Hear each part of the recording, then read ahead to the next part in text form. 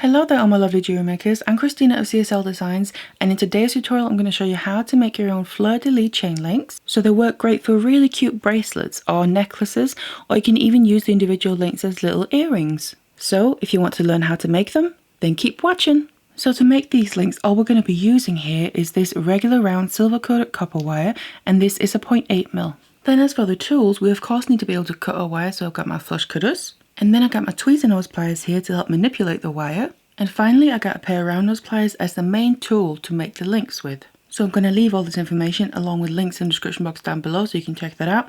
Otherwise, let's get our wire and our tools ready and let's get started. Now what I like to do is cut a bunch of wires ready here so I can just grab them as I need them. And these lengths are about 10 centimeters long, and we can then of course always cut more if we need to. So for each link I'm going to be using 3 lengths of wire here. So I'm going to just make sure to have them ready. And then starting with one at a time and grabbing my round nose pliers, what I'm going to do is place my pliers in the middle of the wire, as much in the middle as possible, it doesn't have to be perfect, and I'm going quite far to the point of the round nose pliers as well. So I'm just grabbing onto that gently, and then we need to push the ends in the same direction there against the pliers, and kind of just a little bit tight at the top, so just get a little bit of a point. Doesn't have to be a sharp point, but then as they're getting closer to each other, I want to not keep pushing here. I actually want to kind of make an open space, and I also need the ends here to overlap. So I'm just going to take one side first. So in this case here, the right one I'm crossing underneath, and then the left one I'm crossing over, and we're creating like a little teardrop shape here, you could say, if we're looking from the other side. And then you just want to adjust the size, so it's up to you how large you want your links to be. Obviously, how large you make these shapes will determine how large the final link is going to be. So I'm going to do something a bit like that. Then I'm grabbing a new length of wire and basically doing the same thing, so placing my pliers in the middle and then start to push the sides together in the same way. And again, we need to overlap them. So in this time you want to make sure that you're doing the same thing as you did with the other link. So if you overlapped opposite to me, you want to make sure you do the same that you already did. But I did the right one under and the left one over, so that's what I'm going to do again. And again, we need an open shape here, but we need this to be smaller because this is going to be the bottom part of the link. So you just want to kind of push it closer while still leaving a bit of an open space. And then of course we can always compare the two, so the one I already made, just to make sure, if I just flip this around, that we like how they're going to fit together size wise. So something a bit like that. I think I want this actually just a little bit smaller.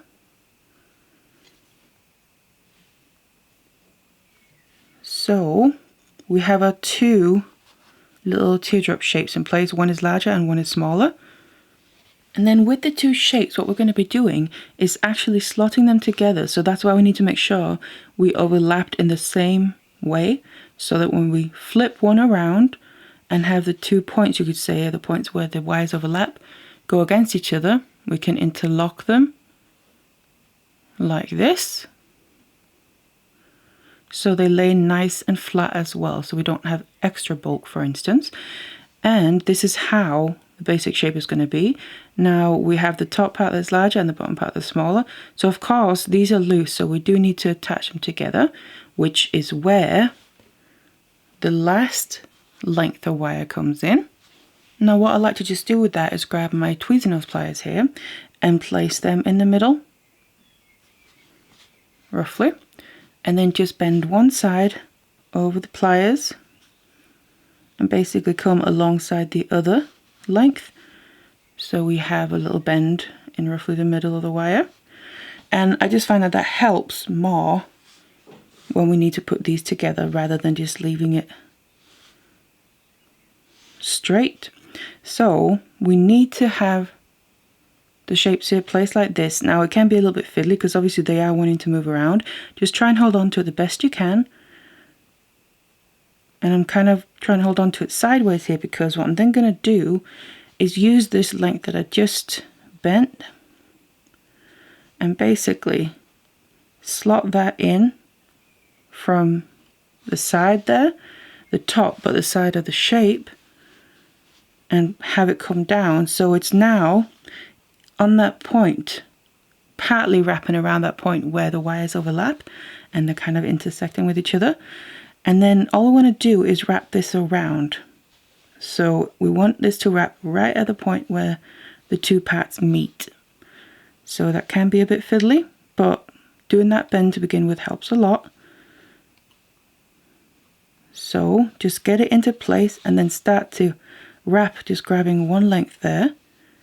And I'm going to just wrap that around.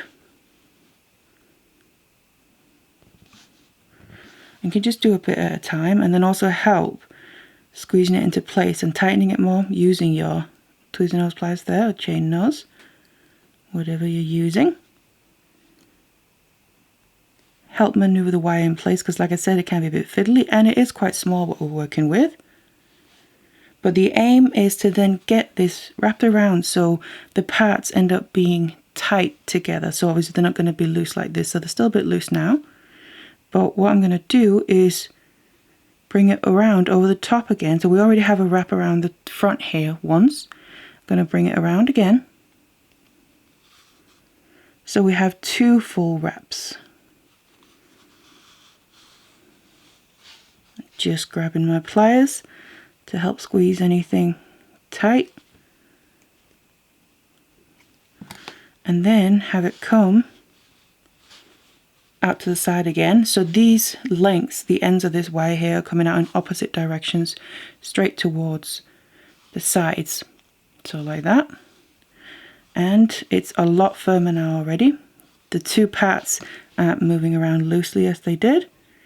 So we just want to tighten anything up now. And I also like to go in and squeeze them tight from the front to back there, because that really tightens it up nicely. So we now have what looks almost like a little weapon rather than a nice looking chain link. But obviously we now need to just deal with all these ends. So it's time to grab our flush cutters here, because I'm going to go in, and this is the link and I'm looking at this from the front. So if we flip it to the back, which is where our wires that we wrapped around the connection point there are kind of coming out from, I want to cut off those lengths now on the back here, and basically I want to cut them where they're just wrapping around the side. So we're going to have a little end coming around the side, something a bit like that, so you're able to see and also feel a little end just sticking up there. The same with the other one, just where it's coming around the side, like that, because they will then be able to kind of be tucked in up against the side of this wire here that's coming down, as opposed to be sticking out a little bit. But I just obviously want to make sure to squeeze them into place using my tweezer nose pliers, and just make sure that we can't feel those little ends of wires so they won't catch or scratch on any clothes or skin. So that's now gotten rid of those two lengths already. So I'm then grabbing my flush cutters again, and we basically need to cut them down first of all. Now what you can do is measure the lengths if you want to get it more precise, but I like to just do it by eye. So I do kind of use the shapes here as a bit of measurements. So what I'm going to do is, this is the top part, so the bigger side of the teardrop shapes, and I'm going to cut down these two top lengths and kind of use the teardrop shape itself as a bit of a guide. So I'm cutting the length so it kind of fits nicely with the height of the teardrop shape there. Oops. And that's one side. Of course, do the same with the other side. Try and get that to the same level. Cut that off. Now rather cut too little off than too much, because you can always go in and cut off a little bit more. Then I like to just compare them, and I feel like this one is just a little bit longer. So I'm just going to cut ever so slightly extra off until I feel like they are more or less the same length. Just a tiny bit more. And then I'm going to flip it around to the bottom, do the same thing, but obviously these need to be shorter, so not as long as them, but I'm still kind of using that teardrop shape as the guide, so I'm not going to the top of that teardrop shape. I need to go further out, but not as far out as the bottom ones here, so kind of just judge it. I'm going maybe not quite double the length of the actual shape, but a couple millimeters further out. Obviously the other side as well. Try and get them to match the best you can.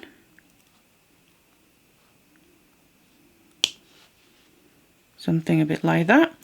Now we have the lengths in place.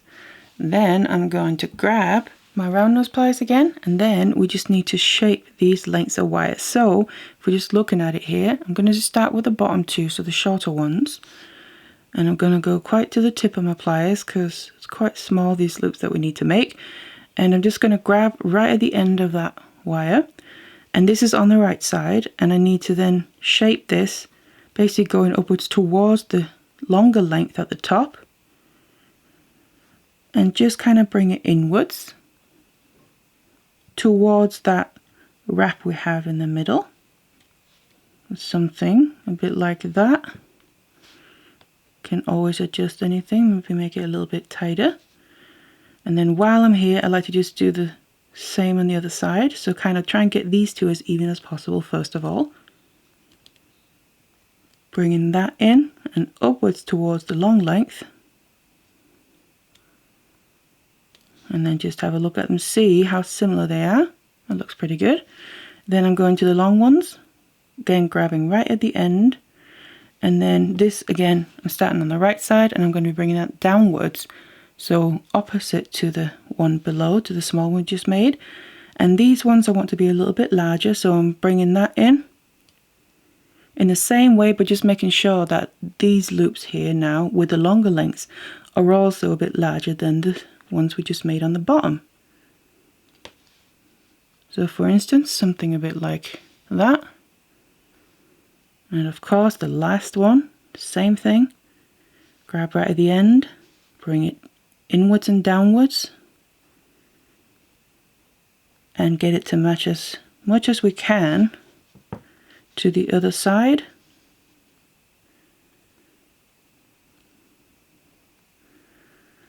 Just check it.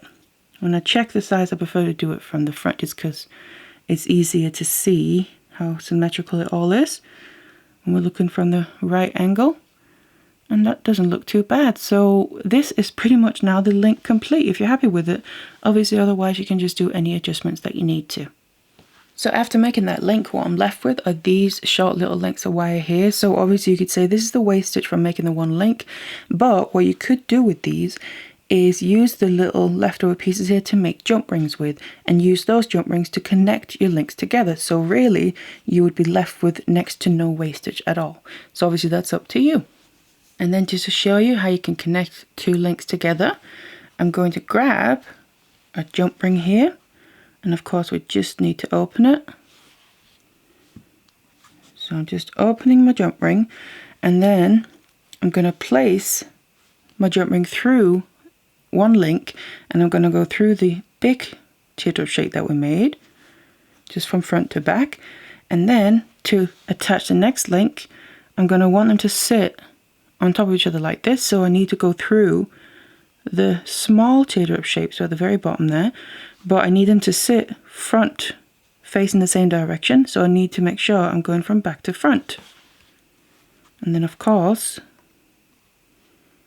close up the jump ring. Try and grab onto it there. So close that up. And then you have your two links attached with a jump ring.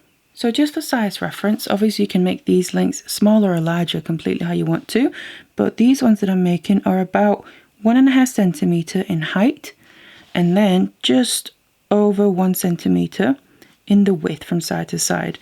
And obviously, like I said, that's just reference. You can make them larger or bigger, and the lengths of wire will accommodate for when you make them bigger as well. As you could tell, we had excess leftovers.